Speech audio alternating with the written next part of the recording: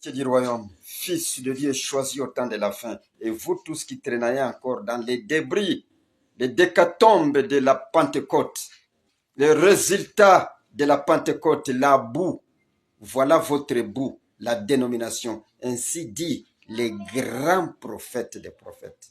C'est pas moi. Alors c'est quoi? On continue avec la suite.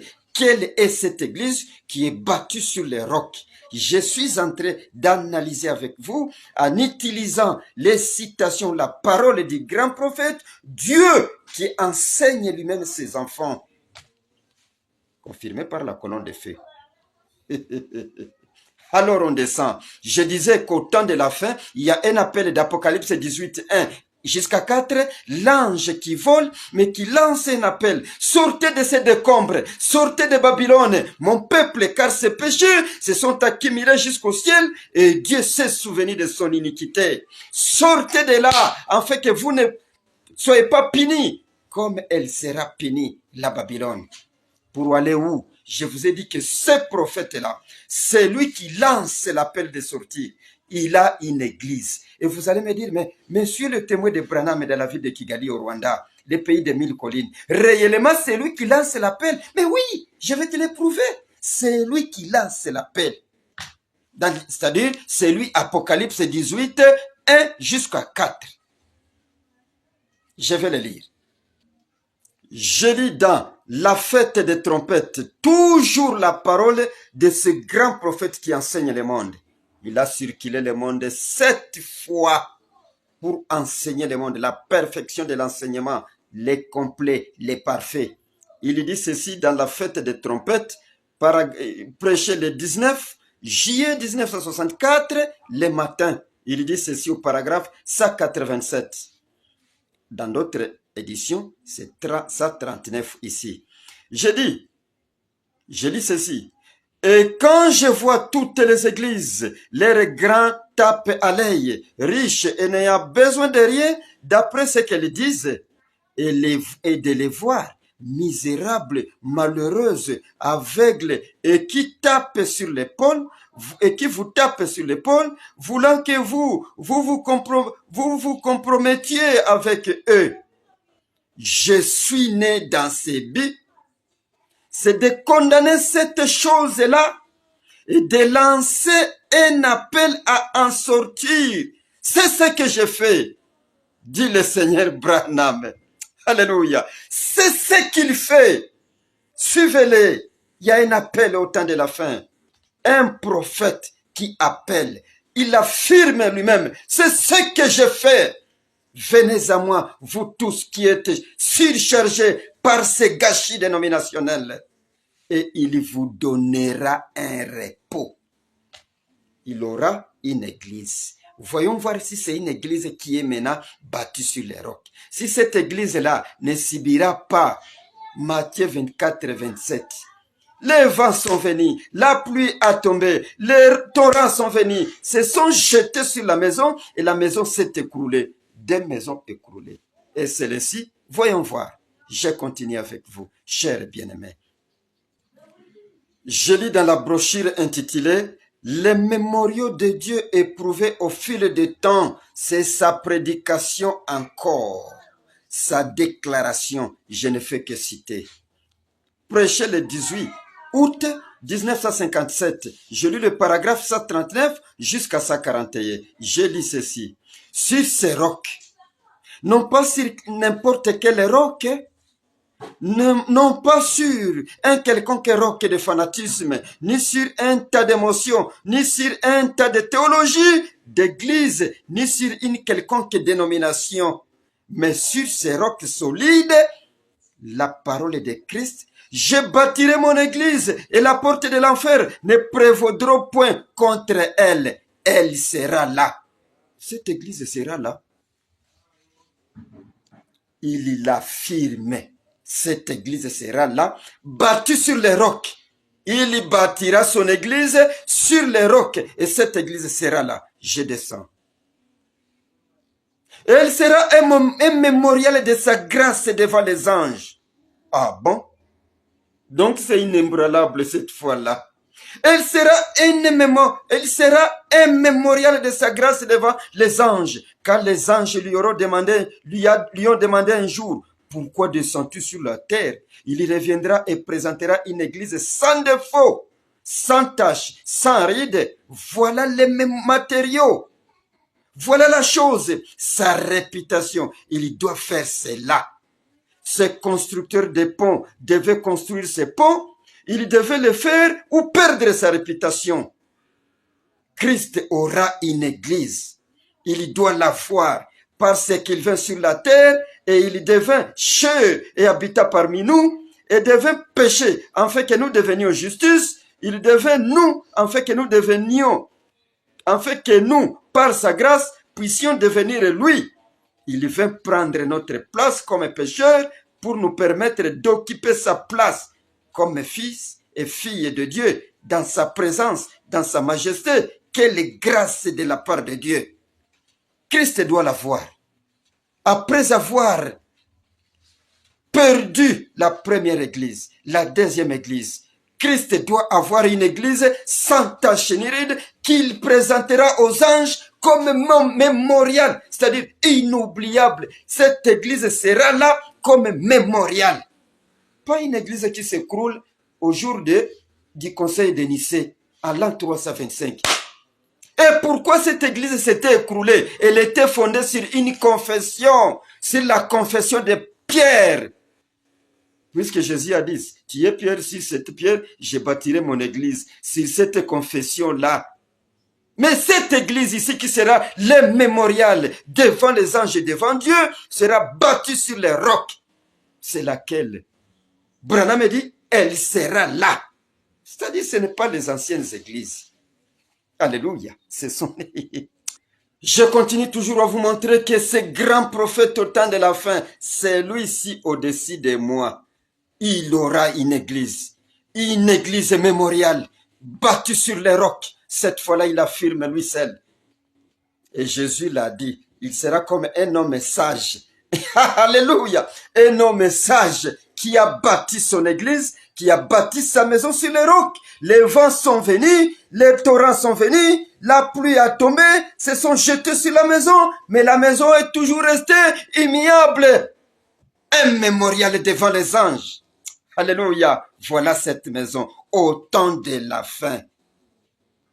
Je continue toujours à vous confirmer par sa voix que je vais citer, mais que moi j'écris, puisque je me suis confié à lui. Et voilà que je suis enseigné par Dieu. Ah, quelle grâce! C'est pourquoi je parlerai de lui. Je dirai tout ce qu'il m'a montré.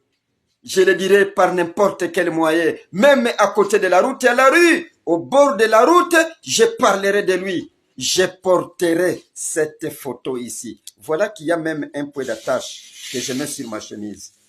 L'homme sage qui a bâti sa maison sur les rocs, son église sur les rocs, qui sera un mémorial devant les anges. Écoutez, je lis, messieurs, et c'est le signe du temps de la fin, prêché le 30 décembre 1962, le soir. Je vais lire le paragraphe 165 pour vous confirmer qu'il a une église, ce grand prophète ici. Dans quelle église adorez-vous? Dans les décombres là? Dans un grand arbre où nichent tous les oiseaux impurs? Non. Il y a une église qui a la colonne de feu. Écoutez, je confirme comment il a une église. Sa parole à lui. Dieu enseigna ses enfants. Écoutez ceci.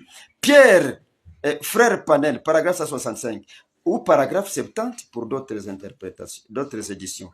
Frère Panel, j'ai eu un étrange songe. J'ai rêvé que j'allais avoir une réunion à un endroit.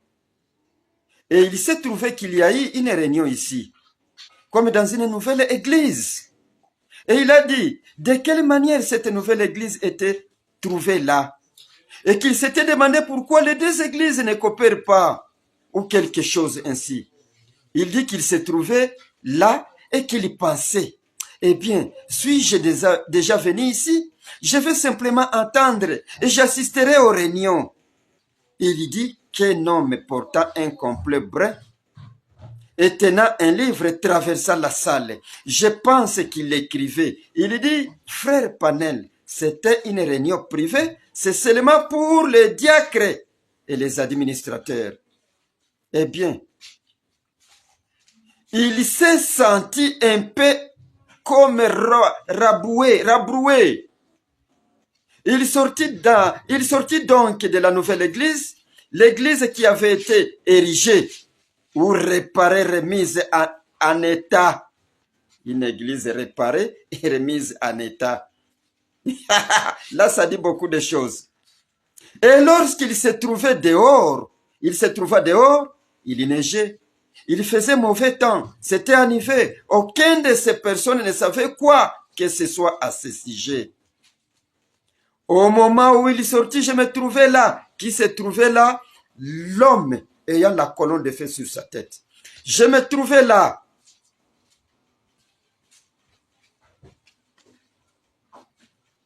Regardant vers l'ouest, il dit, et je lui dis, ne vous sentez pas rabroué, frère Panel? Je vous indiquerai ce que vous devez faire.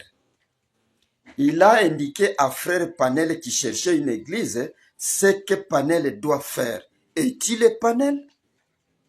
Est-il le frère Panel? Suivez. Frère Parnell et les autres savent que je ne leur ai jamais donné une interprétation de cela. C'était un songe de frère Parnell. C'est maintenant même que je la donne, bien que j'ai vu leur songe, tandis qu'ils les racontaient. Branham voit ton songe pendant que tu es en train de raconter, il les voit avant qu'il donne l'interprétation, il voit tout. Un grand prophète. Écoutez, avez-vous remarqué que je suis sorti de là rapidement, frère Parnell, pour éviter d'avoir à vous le dire? Je suis parti sans jamais rien dire à frère Wood et à quiconque. Je n'ai rien dit à personne. J'ai laissé cela parce que je voulais voir où cela conduisait. M'avez-vous entendu dire dernièrement? Je suis tracassé. M'avez-vous entendu dire dernièrement que je suis tracassé? Voilà de quoi il s'agissait. 168. Alors frère Panel dit que je lui ai dit, frère Panel, mets-toi à marcher. Le premier endroit où vous arriverez sera Sephora. Sephora. Sephora. Ce qui signifie trait d'union. Arrête. Ou quelque chose comme ça. Je lui dis, ne t'arrête pas là. Branham me dit à Parnell, ne t'arrête pas à Sephora. Ne restez pas là. Continuez. Vous trouverez une femme âgée et alors ne vous arrêtez pas là. Vous me suivez. Continuez. Vous trouverez une femme très âgée. Ne vous arrêtez pas là. Pendant tout ce temps, nous étions, que je lui parlais, nous marchions dans la neige. Je lui dis, jusqu'à ce que vous trouviez ma femme, et lorsque vous la trouverez, arrêtez-vous là. Je lui dis encore, il dit qu'en regardant, il vit que nous avions quitté la neige et que nous nous trouvions au désert. Et j'ai disparu. Il regarda en arrière, il vit sa femme qui pompait d'eau d'un puits et qu'un prédicateur était là en train de la tirer pour l'éloigner de la pompe. Elle l'observait et elle se réveilla. Écoutez l'interprétation du songe du frère Parnell.